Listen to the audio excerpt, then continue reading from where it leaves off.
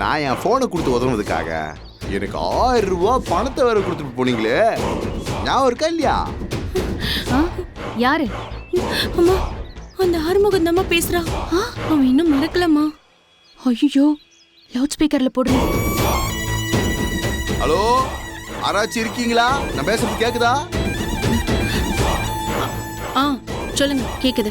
ஏன்டா வெறும் போனை வாங்கி ஒத்த போடுறதுக்காக இன்னைக்கு நீ எனக்கு 1000 ஓவாயை கொடுத்தியோ,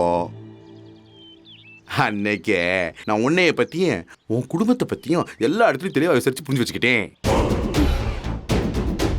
என்னைக்கா இருந்தாலும் இந்த தகவலெல்லாம் எனக்கு உதவுன்னு ஒரு தோராயமா நினைச்சேன். நான் நினைச்ச மாதிரியே உங்க ஆளுகளெல்லாம் ஒன்னா சேர்ந்து என் கழுத்துல கத்திய வச்சு போன யாருக்கிட்ட கொடுத்தன்னு கேட்டாங்க.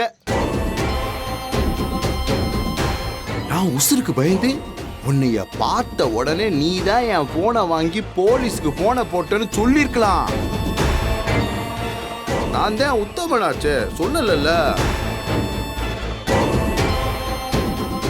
அது ஏண்டே நீயும் கண்டிப்பா யோசிச்சிருப்ப.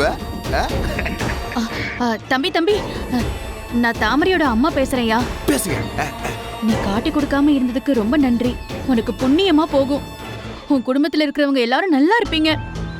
இந்த வாழ்த்து புண்ணியம் எல்லாம் விட்டுருங்க. இதை தாண்டி நான் நல்லா இருக்க நீங்க என்ன செய்ய முடியும்னு யோசிங்க. புரியல தம்பி.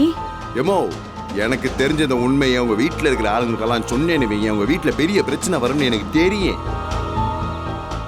இந்தாருங்க, நான் இந்த உண்மையை சொல்லாம இருக்கணும்னா நீங்களே என்னைய கொஞ்சம் கவனிச்சு விடுங்க. இல்லன்னு வைங்க, நான் யாரா போய் அண்ணே எனக்கு அப்ப ஞாபகம் வரலண்ணே, அப்புறம் நல்லா யோசிச்சு பார்த்தேன், இப்பதான் ஞாபகம் வந்துச்சு. நீங்க காட்டின புள்ளதான் என்கிட்ட போனை வாங்கி பேசிச்சுன்னு ஒத்த வார்த்தையை போட்டு விட்டேன்னு வைங்களேன். எப்படி வசதி? என்னம்மா நல்லபடியா கேட்கிறோம்ல, நம்மளை கவனிச்சு விடுங்க.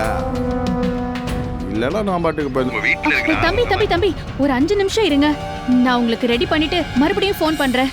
5 நிமிஷம் பாப்பா, இந்த கேட்டுக்கு வெளியே தானே நிக்கிறேன், பாத்துக்கிட்டு தானே இருக்கேன். பண்ணுங்க.